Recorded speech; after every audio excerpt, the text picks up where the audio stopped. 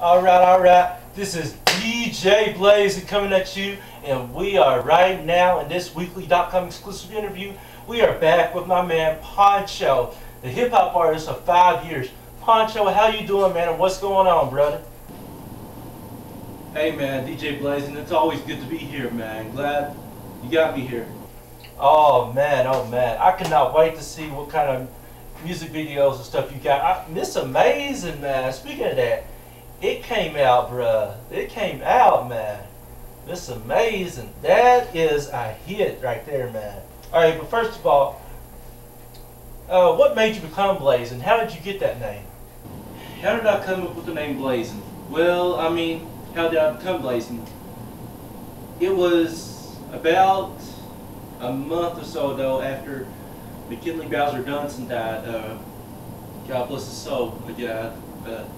Bowser was such a great influence, not only to everybody in Hardin County, but he was such a great influence musically. And he was getting ready to be the next independent hip-hop star. I mean, because people was looking at him big time, and he could throw out bars, McKinley could. But a tragic accident, unfortunately, left the world so soon. And it was one night, we was going to a party in Lynch, and I was like, okay, I need to, Poncho and ATM is great. But I need to come up with a middle name / nickname for it. So I'm just, before I go to the party, it's like 3 or 4 hours earlier, and I'm like, God, what would be a catchy name? And the first thing that he said to me was Blazin. And I was like, Blazin? Blazin sounds great.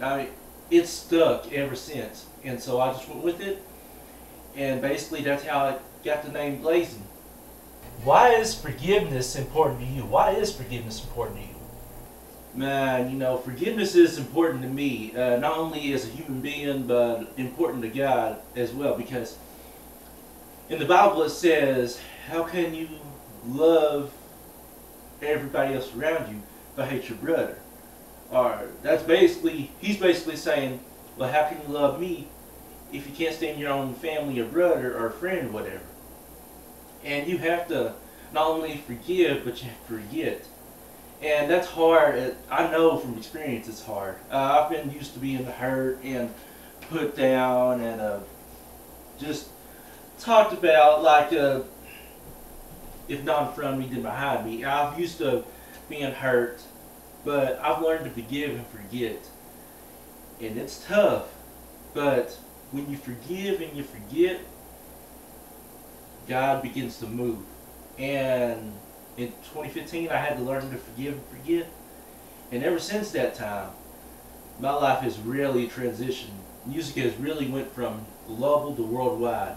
And I thank God for keeping my soul and keeping me saved for the past 14 years. Without the Lord and Savior Jesus Christ in my life, I would not be here. And my purpose is to give back to the people. Oh, that's understandable. That's understandable. Now, we noticed we all use at University of Pikeville, 2015-2016 school year. It sort of seemed like the fans that you had the previous year wound up not listening to your music. And then, I don't know if it's because of friendships or what, but what happened? How did the full fan base become a half fan base?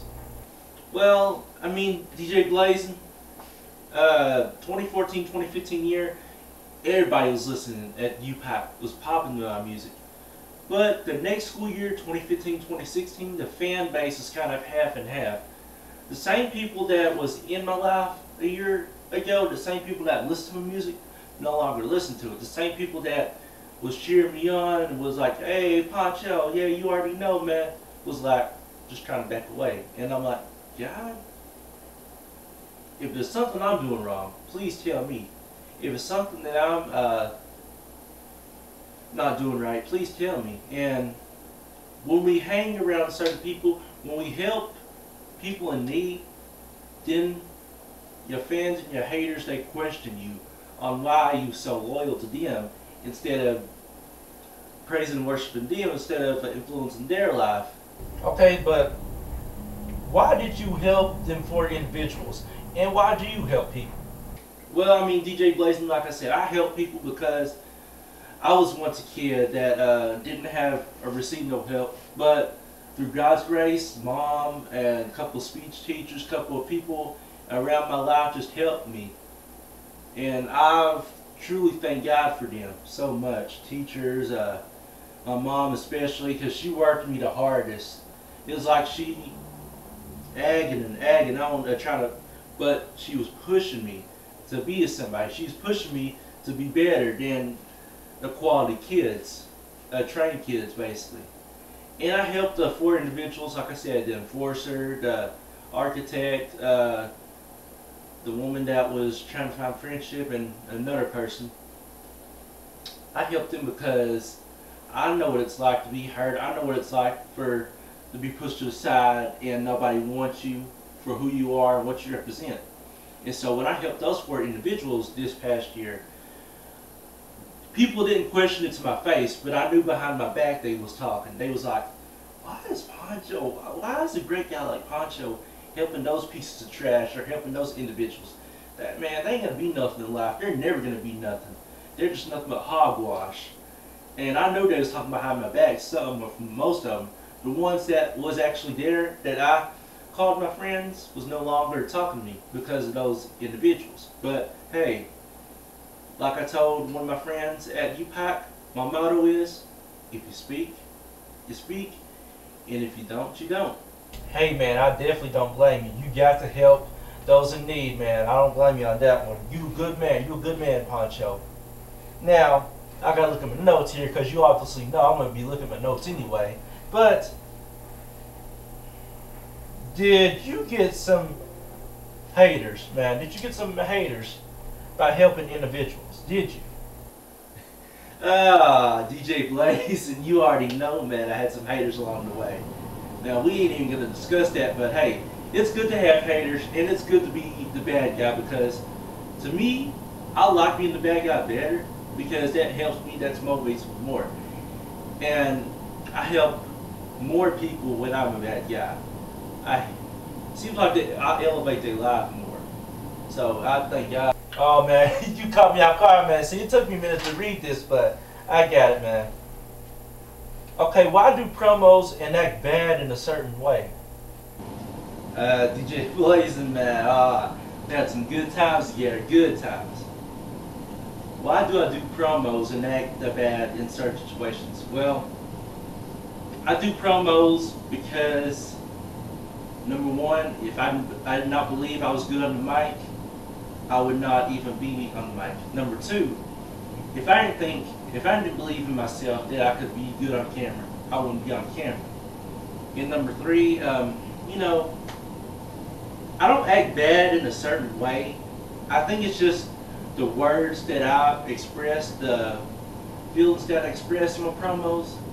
I think some people take it like, hey, this guy can talk on the mic and everything. He can walk the walk. And other people be like, man, it's just Poncho doing his own thing, with that crazy Poncho, just acting all silly and everything. And then there's some people that, no matter what you say or what you do, they're always going to find something wrong with your words. You can have the best promo, you can have the best song, the best music video, you can have the best message, or you can have the best address, and one or two people will still find something wrong with what you said or what you did. And before that, let me just say shout outs to all the ladies out there watching, and shout outs to you, Miss Amazing, because I definitely see you one day in my life. I know you'll be with me in my life. And shout outs to all my family and friends, all my blood related family and great friends out there in the world. And to all my fans out there watching, that's supporting my music and that's listening through my music. I thank you all so much. And I will never truly forget you all because I give back to each and every single one of you all. Okay, but why did you address her situation? Why did you address Nicole Howe? I mean, when you address issues, man, it's just gonna happen. Well, I mean, DJ Blazin, I addressed the Nicole Howe issue because it's definitely hard. You know what, DJ Blazin, I'm gonna be truly honest. When I meet certain people, when I meet people that I see like, hey, this woman or this man is gonna truly be great. What happens is I put too much trust, I depend on them so much, and then eventually they just turn their back on me, or eventually they get away from me. But that's my fault in ways, because I put too much dependency, too much trust, too much faith in one person or in somebody. But in her case, really what started all this is that me and her was friends at the beginning of the 2014-2015 school year.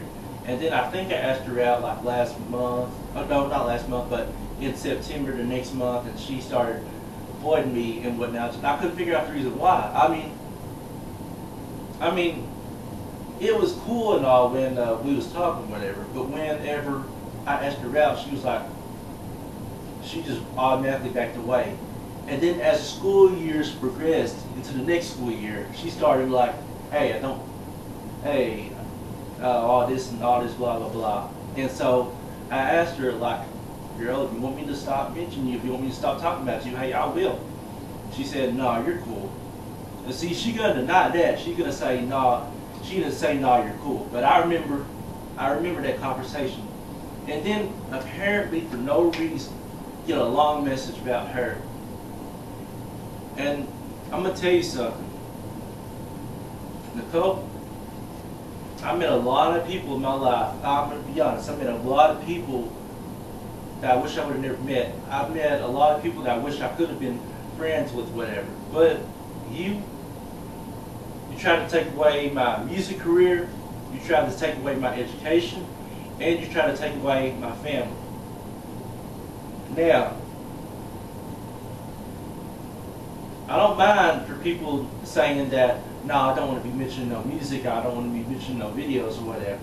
But when you come at me, when you try to take my music, my education, and my family away, you better have a solid, good case.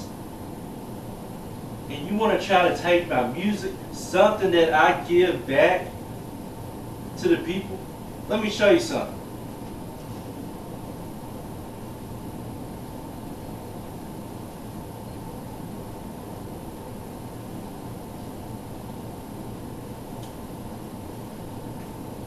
You see, Nicole, this, and the holy word of God is my legacy. This is what I have. This is what I've done for the past couple of years. I've gave back to the people, and I gave back to the nation with music videos, and entertainment. And you want to try to not only take that away from me once, but twice? And I asked you completely nicely, hey, let's talk this situation out. Let's get everything out of the air in private. Let's settle this score, and then we can move on. But no, you had to go down deep. You went and hit a low globe on me when you tried to take my music, my education, and family. But you know what? I can't speak on behalf of what anybody else would have done. But if you didn't want me to talk and mention about you now, you definitely ain't gonna hear it, because hey, calm down, bruh, calm down. I know for a fact that one day me and Miss Amazing will have a great time, and me and Miss Amazing will settle our scores and issues, because there's gonna be some good and bad times, but overall, Mr. Blazin and Miss Amazing is meant to be. But as far as for you, Nicole, I'm done mentioning you, and I'm done talking about you. It's over. It's finished. But DJ Blazin, that's really all I have to say right now. And this interview is over. I'm sorry, man, but this interview's over.